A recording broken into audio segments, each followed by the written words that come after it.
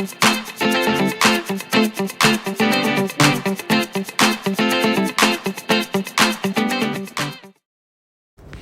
folks, welcome back to the 6th edition of America's Coffee Chat.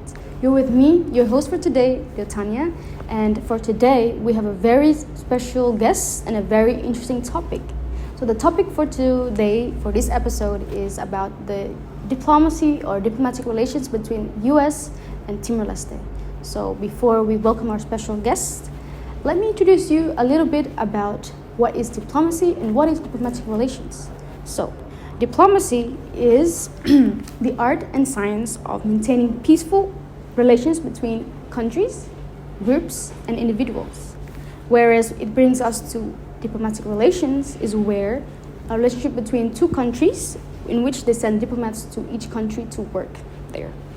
So without any further ado, let's welcome our special guest, where he is actually a diplomat who is working in the U.S. Embassy in Timor-Leste. So let's all welcome Maun Tim Johnson. Thanks, nice to meet you. Nice to meet you. So hello Maun Tim. Hello. Dia kelai? Dia close. How can I tebes mayane? Mim sa agradece tebes Maun Tim yane. So the first question that we will be asking Maun Tim to this episode is, can Maun Tim please explain a little bit about your self and your background? So like a self-introduction. Yes. Sure, yeah. Well, thanks for having me on the program. Really always happy to be here with you all at America and with the viewers who are watching. So I'm Tim Johnson. I'm the Public Affairs Officer at the U.S. Embassy, and a little bit about me. I've been in Timor-Leste for about 1 year and a half. I was previously in Australia for a previous assignment, and then also in Cameroon in Central Africa. And then I'm from the state of California, which you can see on the wall here on the far left. So far left, somewhere there. I see. Yeah. Okay. All right. That's great. So, how many years have Maun Tim stayed in Australia? Interesting. The postings for the State Department are usually about 2 or 3 years. So I was in Australia for 2 years and Cameroon for 2 years before that. So it really gives you a kind of a good sense of the place where you are for a bit. The time goes too fast and it's already 2 years and then you have to go on to the next assignment. Exactly. Okay. Yeah. I see. That's great. And then let's jump into our next question. How many years have Maun Tim stayed in Timor-Leste? We asked this question. It's been a year and a half that I've been here. A year and a half. So okay. It's like I said, it was going by way too fast already. Right. So I have about 6 months left in Timor-Leste. 6 months left. So that means you're leaving around this year. Yeah, later this year. Yeah. So I'll be really sad to leave. It's been a really beautiful place to live and work, and I've really enjoyed every moment of it. So. Okay. Well, make sure to spend your whole time here the best. Yeah, definitely. Okay, then let's jump into the next question. What is Maun Tim's favorite Timorese dish?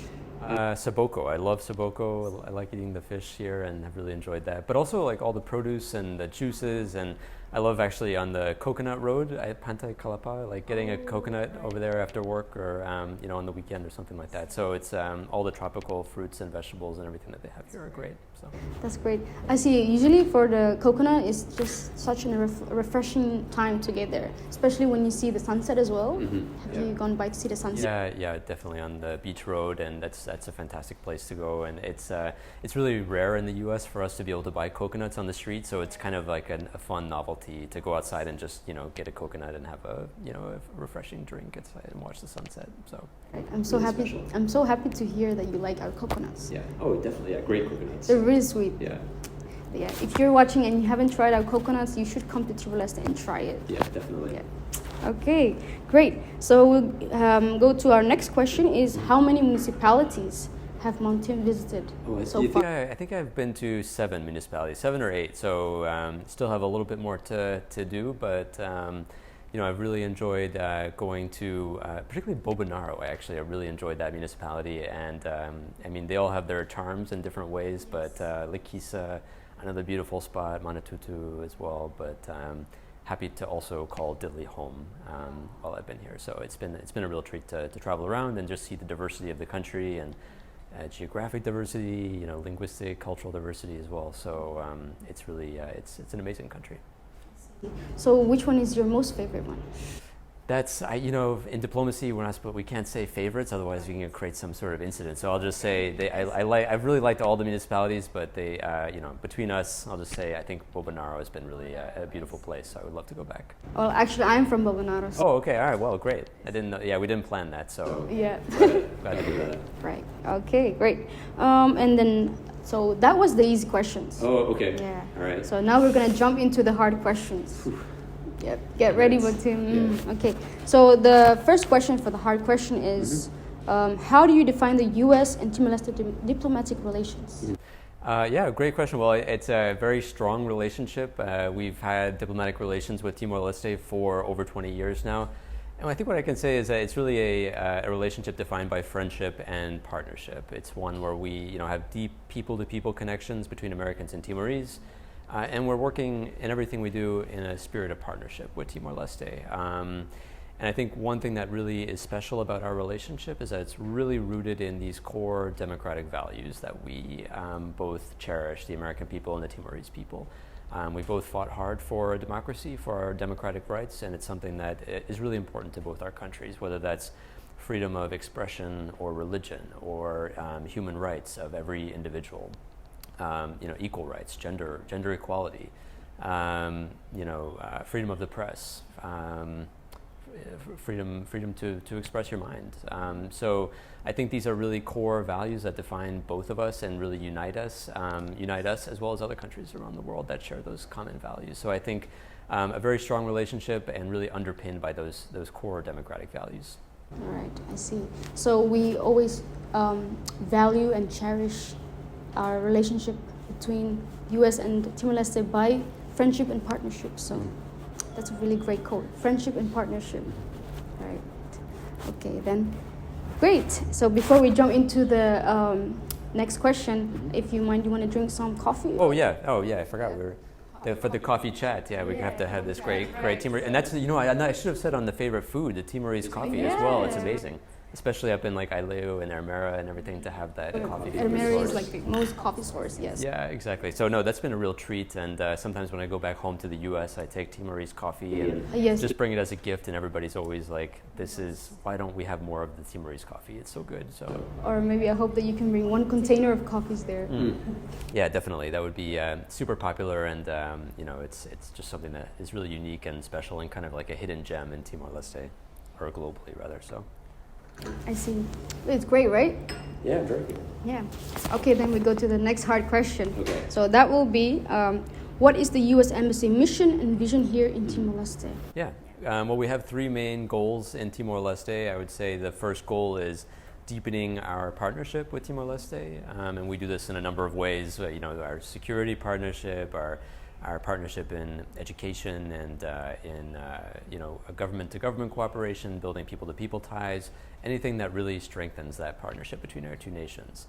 The second one is supporting Timor-Leste to bolster its good governance and democratic values. So, like I said earlier, that core democratic value that underpins our relationship is really important, and we're working really closely to find ways to support Timor-Leste when it comes to democratic governance, whether that's through USAID projects that support civil society groups and advocacy and helping promote transparency in government, working with the government on anti-corruption issues, working with the media to help develop training and mentorship opportunities in exchange so that they can develop important skills that they can use to spotlight what's happening in Timor-Leste and and hold the government accountable and be the voice of the people. So that's a really important area of our cooperation. And then the final one is partnering with Timor-Leste to expand economic opportunity, prosperity, and engagement with Timor-Leste. So that's pretty broad, but what that means is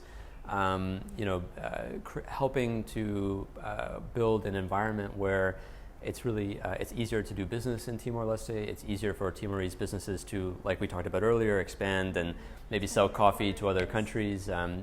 Develop and invest in invest in emerging sectors like tourism, agriculture, helping develop the sort of skills and experiences that are useful in doing that. And another point that I want to highlight in that third pillar of the relationship is really fundamental. It's education. and working with Timor-Leste to expand education opportunities for the Timorese people, whether that's through programs like America that are fantastic resources to engage with Timorese young people and help them develop skills and experiences that help them going forward in their schooling and careers.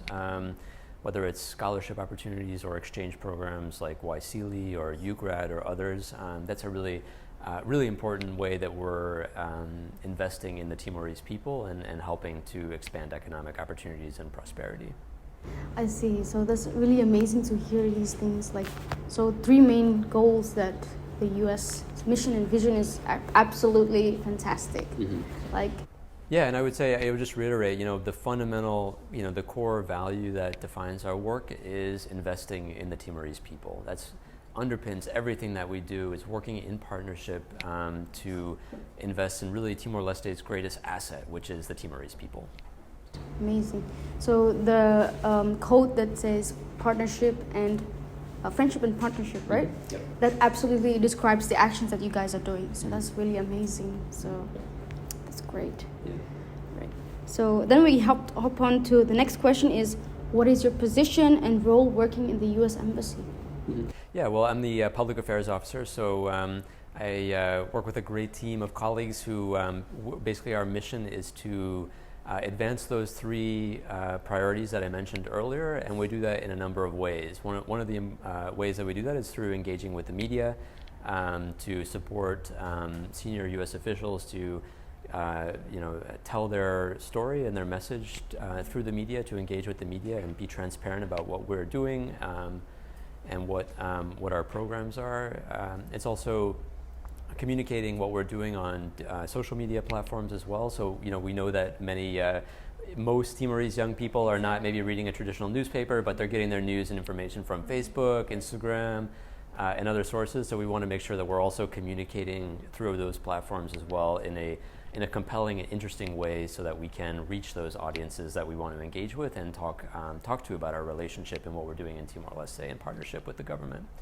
And then the other sort of kind of component of that work is public engagement. So finding ways that we can go out and engage the public, whether that's through programs like English language outreach and developing programs that enable Timorese people to develop English language learning skills through scholarship programs or through training opportunities for teachers.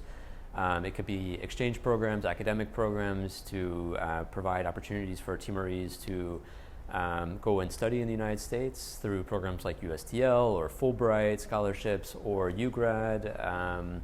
And it's also like exchange programs like YSEALI or the Young Southeast Asian Leaders Initiative, which I encourage everybody to research and consider applying for. It's a great, we're expanding the program. We're really excited about it. It's a great way to experience the United States, meet other leaders from Southeast Asia, from across ASEAN, develop those lifelong connections, develop those skills and experiences that's going to serve you well no matter what career you pursue going forward. So that's kind of the broad bucket of what we do. We also have a great grants program as well for Timorese organizations and others who want to do programs that align with our values. We can give a grant and support what they're doing to advance that mission as well. So a big portfolio, but the key element I think is really, like I said earlier, investing in the Timorese people and making sure that we're reaching out to the Timorese people, whether that's through our programs, our scholarships, or through our communication platforms. Right. So true. Investment in people is the main course in your work. So, and I actually agree with the education one, because I'm actually fond of scholarships, especially to the U.S. If you're watching us right now, please, like what Maun Tim said earlier, to search up what is YSEALI, what is the scholarships that provided from the U.S. You should apply. Yeah, that's a great point. And I would say also on that, don't be afraid to apply. I hear that a lot from a lot of Timorese young people who are really talented and really smart and just sort of say, oh, I don't know if I'm going to be competitive this year. Yes, the programs are definitely competitive. There's a lot of great people applying for these, but if you don't apply, then you're never going to get it. So there's the joke, I want to win the lottery. The first step to winning the lottery is you have to buy a ticket. So the first step to getting the scholarship, you have to apply and just at least give it a try. Even if you don't get it, you have the experience interviewing, you have, you show your perseverance and keep going and overcoming that, those challenges and learning and growing. So would really encourage everybody to apply, even if you're on the fence or feeling uncertain about it. Because I want to add more thing, because they usually say that the future is in your hand. So whether or not you want to go for it or don't go for it, that's in your hand. So you decide, right? Yeah, no, that's exactly right. And I think, I also should have mentioned America, where we are today, is a great place where you can come learn about those opportunities, practice your skills as well, whether that's interviewing or public speaking or, just using the research materials here, engaging with the team here. A really fantastic resource for up-and-coming leaders to come in and work and develop themselves. So I would encourage everybody to also consider that resource as well. Yes. So I want to add also as well that America is also funded as well from the U.S. Embassy, right? Yeah. So I'm actually I'm also a volunteer here in America, and I'm actually really happy that I got the chance to be part of America and get the experiences and a lot of broad knowledges from the U.S. Embassy, because usually, for example, if we have a retreat or something, usually the staffs, especially Maun Tim, they will always come by and share the experience and their knowledge of what they know to us, which is actually amazing, really amazing. Yeah. And what I would say is actually more amazing is the volunteers themselves and the connections that you all make, that you all do when you engage with the public, because I think you all learn a lot from each other too, and push yourselves to develop more as well. So I think, America is really just a great resource for anybody who's looking to take on those leadership skills and learn and develop themselves. So, it's really our pleasure to support what you're doing. Yeah, thank you very much. Yeah. So let's take a sip first before we jump into our next question. So serious conversation. Yeah, right. Let's see. I think we have answered a lot of questions so far. So I think we got 4 more to go. Right. Yeah. Sounds good. Sounds good. Yeah. Yeah, it's always great to chat. So. And then always have some coffee as well. Yeah. Goes well. Yeah. Okay, then. So are you ready to jump into our next question? Yeah, let's go. Okay, so this question is actually from our viewers watching this as well. So we have 3 people who asked questions. Those were the best questions that I chose. So the first question is from El Bello, and he said that during your mission in Timor-Leste, do you see the U.S. Embassy's contribution to Timor-Leste? Definitely. I think two programs come to mind. Just last July, we signed the largest ever investment in the history of our relationship with Timor-Leste. That was the Millennium Challenge Corporation Compact, the MCC Compact, and it invests almost $500 million into strengthening the health and education of the Timorese people. So it's going to do 2 things. It's going to develop a wastewater treatment and sort of facility to help ensure that the water in around Dili is pure and clean, helps address health challenges, particularly stunting and malnutrition and things like that, waterborne diseases. And the other component is education. So through a teacher training project. So they're going to be training all secondary teachers in Timor-Leste about how to engage in interactive learning, how to develop leadership and those kind of skills in the classroom to really strengthen education outcomes. So we're really excited about this program that's going to have transformational impacts in Timor-Leste going forward. And then the other program I would highlight is we just signed an MOU with the Ministry of Higher Education in December of last year to strengthen our cooperation in higher education exchange. So what this is going to do is it enables us from the U.S. government to increase our funding for scholarships for Timorese students and scholars to go to the United States. And that's why I said earlier, make sure you apply, because the opportunities we're trying to increase those opportunities going forward. And it also enables us to work more closely in partnership with Timor-Leste. So we are making sure that our scholarships align with Timor-Leste's development priorities as well, so that when we send people overseas to the U.S. to further their education and training, that they're doing it in really important sectors for Timor-Leste's future development and prosperity. Wow. Amazing. I agree with that. So especially on the health is important. We all know that. So in Timor-Leste, we can see that we still haven't got clear water. So it's really great for you guys to contribute that as well to the program. Yeah, and the water component is super important. It will benefit over 500,000 people in and around the Dili area. So long term, it helps create a really beneficial infrastructure so that you can have a healthy population that then goes on and helps contribute to economic development for the country. So it has a kind of force multiplier long-term impact. Right. And then if you focus more on the health, and then if the Timorese people are healthy and stuff, then they can, like, for example, we'll say the youths. So if they drink clean water, they'll be healthy, and then they can actually go to education, jump to education. Exactly. Because that also focuses them to go to education because they're healthy. You're exactly right. Yeah, and they can go and contribute and bring their best selves forward. So. Really, like I said, a transformational impact. So it'll take a few years as that project gets off the ground, but we're at the beginning phase now and really excited about where it's going to go going forward, and really, look forward to having a really big impact here. We'll get there. You guys will get there. Yeah. And then I really like the packages. The package is really good. Health and education. Yes. Yeah, because they really go hand in hand at the end of the day. I mean, they're tied up, and it all comes down to that economic piece, the third pillar that I mentioned earlier. So expanding economic prosperity, we have to have those two pillars in place, health and education, and able to expand economic prosperity. I see. And I want to add one more thing about education. So this year, are you guys giving more and more opportunities to young youths to apply for scholarships as well, right? Yep, exactly. So we're expanding the types of scholarships that we offer, and then in December we announced that the United States would fund an additional 9 scholarships to start through this new initiative, and we hope to expand it more in the future as well. Wow, I see. Before it's only 3, right? But now it's 9, which is absolutely a great news. Yeah, the number of scholarships varies every year, but we consistently have a pretty good number of scholarships, and our goal is to increase it at the end of the day. So we strengthen that partnership, like I mentioned earlier, and then also, not only we're strengthening the partnership, but helping develop the skills needed to expand economic prosperity. Right. I'm gonna apply for that as well. I'm definitely gonna go and apply. Yeah, I hope you do. And if you're watching, for whoever's watching here, please apply, because this is your opportunity and this is your time to shine and get it, right? Yeah. If you don't get it, apply next time, because there's always more opportunities coming. You're right. So, right. Okay, so I hope El Bello, Maun Tim, answered your question there. Next question we have from Francisco Barber. And his question is, how can small countries like Timor-Leste maintain control over their economy in the face of massive foreign investment from powerful countries? Yeah, that is a really interesting question.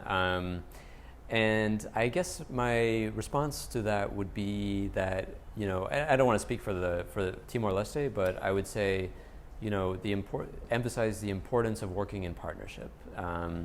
That is so essential, I think, in everything that we in the United States do and strive for in our relations with other countries, is to find ways that we can work as equal partners. And I think a good example of that is the MCC compact that I mentioned earlier.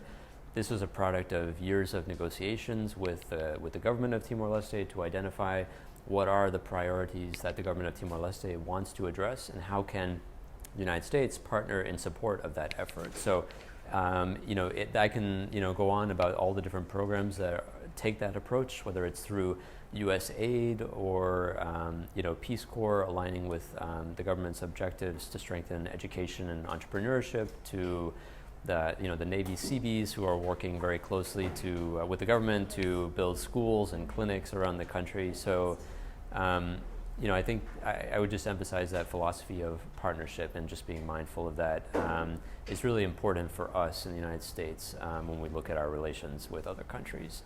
But I would also say, Timor-Leste has a lot to contribute as well, I wouldn't minimize the contribution as well that Timor-Leste can bring to the table. Timor-Leste is a country that has undergone tremendous progress since its independence only 20 years ago. So to see such a vibrant democracy in Southeast Asia is really incredible, and I think Timor-Leste has a lot of lessons to offer other countries in the region and the world about how it was able to do that and recover and rebuild and maintain that resilience. One example for me that's really powerful is after Russia's illegal, unprovoked invasion of Ukraine, almost 1 year ago today, Timor-Leste announced a contribution of $1.5 million to the World Food Program to help the people of Ukraine, because they saw what happened with Ukraine and saw what happened in Timor-Leste and wanted to give back and contribute. So I think that's a really powerful example of while Timor-Leste may be a small country in terms of population, the impact that Timor-Leste can have is significant, and the contribution can be really, really important and valuable. So I would be really proud of that as well. So I just want to highlight that example that really resonates with me personally about Timor-Leste. Thank you, Maun Tim. Yeah, like once you contribute something, it's never they're never going to forget what you did contribute, because it's something like like they're in a struggle, but then you come out and you're just like a hero and you save them. It's like, so it's a very unforgettable. Yeah, no, it's it's those sort of things are really important, make a real impact, and I think Timor-Leste has a lot to contribute. Obviously, in the region, but also more broadly in terms of raising its voice on key issues. Right. Yeah, I see. Okay. Francisco Barber, we hope Maun Tim answered your question there. So yeah, it was a tricky question. Yeah. But, well done on the question, though. All right. Okay. Then we hop on to the last question, which is from Marciano Zemeckis Lopez, and his question is, what are the interesting forms of art or music from Timor-Leste which literally make you relieved? Yeah, that's a great question. I feel like I need to think more about that, all the art and culture and music that I've experienced here. But one thing that really stood out for me, I really had the pleasure earlier this week of going up to Aileu and went to a Projeto Montañas, where there's a few brothers, I guess, who are painters as well. So they've got their art displayed, and it's kind of a lot of images of Timor-Leste, the natural beauty of the country, using some of the traditional ties fabric as well as part of the art integrated with that. So you really have it really feels Timorese. You have beautiful images of the country, and just really powerful to see that art and the quality of that. So, but speaking of art, I would also be remiss if I didn't just say, every time I come to UMA America, I'm always amazed to see the art here and the talent of the volunteers, whether it's the MLK painting, the Vice President Kamala Harris, to the mural outside, to this amazing map here that just that you all just created recently. So we're always talking at the embassy about the talent that that exists at UMA America, and it's so clear when you come here and see that, and it really makes it such a special place. So this is one of the places where I really feel I can appreciate some of that, the art and talent and culture in Timor-Leste.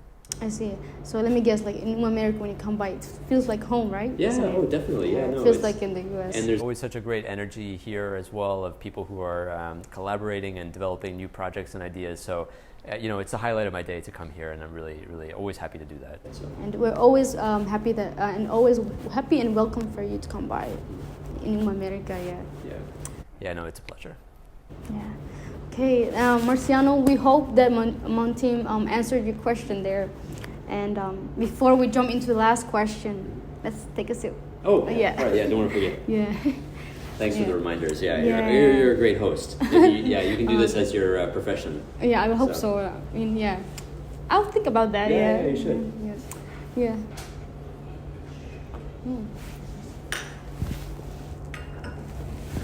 Okay, then are you ready for the last question? I am. Okay, so this question is the final question, which is, what is your message or advice to everyone watching this?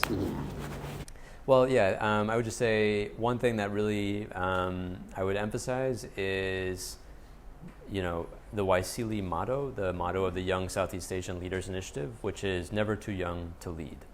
So what that means to me is you should never feel that you cannot do something because of your age, your background, or whatever it may be that you're feeling insecure about. Anybody can be a leader. Anybody can step up and make an impact, whether it's locally in their communities, in their homes and families, whether it's in universities or in their careers going forward as well. So I think nobody should feel unable to do that. You should own that you are leaders. Be confident and bold in your leadership, knowing that you are the future leaders of Timor-Leste. So Timor-Leste is counting on you, the Southeast Asia region is counting on you, the United States is counting on you all to lead and to make those positive changes in your communities, wherever you may end up in life. So, would encourage you to pursue that Waisili motto. Of course, pursue those programs as well if you're interested in programs like Waisili and others, where you can continue to hone those skills at America. Anywhere. It doesn't have to be one particular program, but the key is just never too young to lead. So just go out, do your best, and make an impact. It's amazing. Never too young to lead. Wow. It's like even if you're young, you should go lead, because age doesn't matter when it comes to leading. Yeah.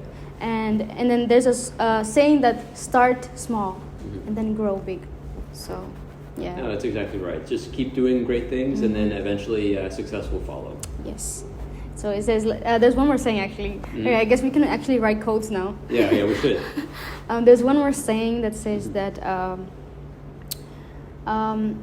start now and let success do the noise. Start in silence and let success do the noise. That's a good one. Yeah, I like that a lot. Yeah. So just keep your head down, work hard. Don't be distracted too much, and eventually you'll get there. So, but just keep at it. Yep.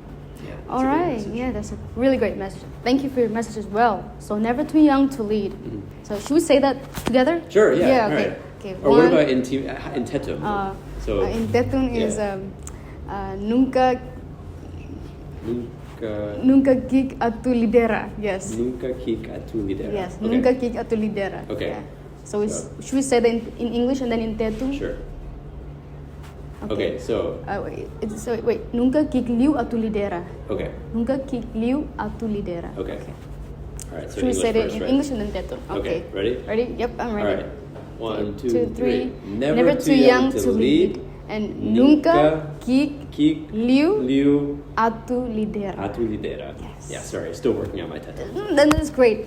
It's great. So I guess this is all for our 6th episode of America.